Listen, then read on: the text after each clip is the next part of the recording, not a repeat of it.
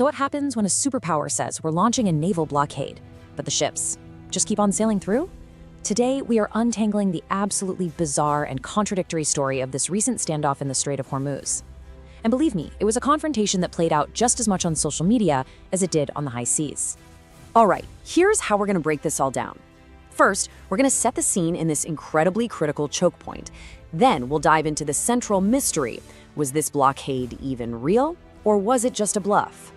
After that, we'll look at the pretty wild war of words that erupted. And finally, we'll try to get to the bottom of the big question. Was this a first step towards war, or was it somehow a bizarre invitation to sit down and talk? Okay, so our story kicks off in one of the most strategically sensitive and, volatile maritime regions on the entire planet, the Persian Gulf. This is a place where the flow of ships isn't just about commerce, it's about global security. And this right here is the Strait of Hormuz, the world's most important oil choke point. You can think of it like a global artery. And any kind of blockage, no matter how small, sends massive shockwaves through the entire world economy. And that's exactly why what happened next was such a huge deal. On April 13th, the US Navy made its big move. Now, this wasn't just another round of sanctions. This was a physical blockade. That's an act just shy of war, and it was designed to completely sever Iran's economic lifeline to the rest of the world. The goal couldn't have been clearer: maximum pressure. But, the second the blockade was announced, it felt like reality just split right in two.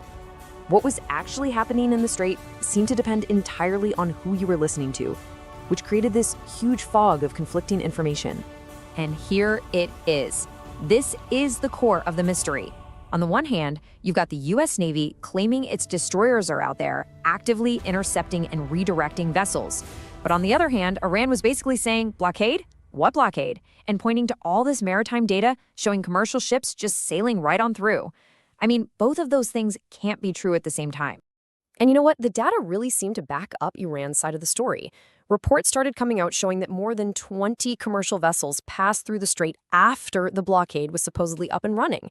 This wasn't just a small leak. It was looking more like a flood. And we're not just talking about anonymous ships. We've got names. Ships like the Cristiana and the Elpis reportedly sailed right through without a problem. And one Chinese-linked tanker in particular seemed to almost flaunt the blockade. Now, to be fair, spotty tracking signals make it tough to be 100% certain, but this perception of a weak, porous blockade created an opening.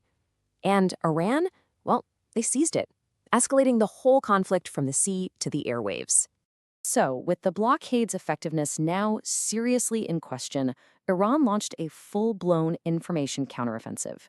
And the response was fast, it was defiant, and it was absolutely designed for a global audience. First up, the threats came from the military. You had Iran's top commanders, like General Ghani here, who didn't just condemn the blockade, they publicly declared it a failure before it had even really started, promising the US would leave without any achievement. Then the threat became much more explicit. The message was super simple, and it was aimed at every single nation with a ship in the Gulf. If our vessels can't pass, then neither can yours. It was a crystal clear warning that they could turn that choke point into a cage for absolutely everyone. Meanwhile, Tehran's diplomatic corps jumped onto social media, and they started publicly questioning the whole logic and legality of the US action. They framed it on the world stage as self-defeating and just plain harmful to the entire global economy.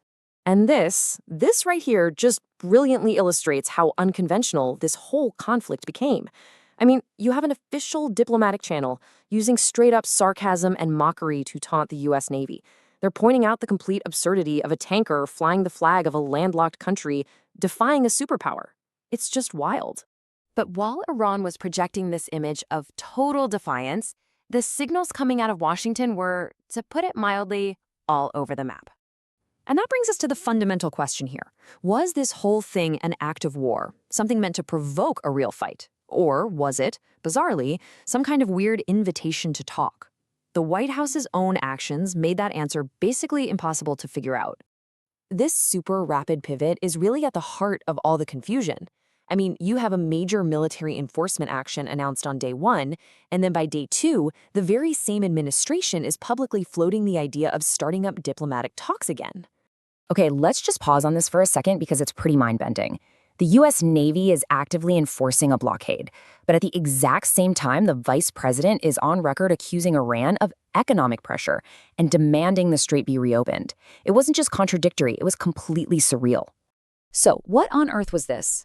Was it a failed show of force that just crumbled the second it met reality? Or was it a calculated gamble, a chaotic, deliberately confusing play that was designed to keep everyone, allies and adversaries alike, completely off balance? The truth of what really happened in the Strait of Hormuz might not be about what was enforced, but about the uncertainty that was created. And in this part of the world, uncertainty itself can be a powerful weapon.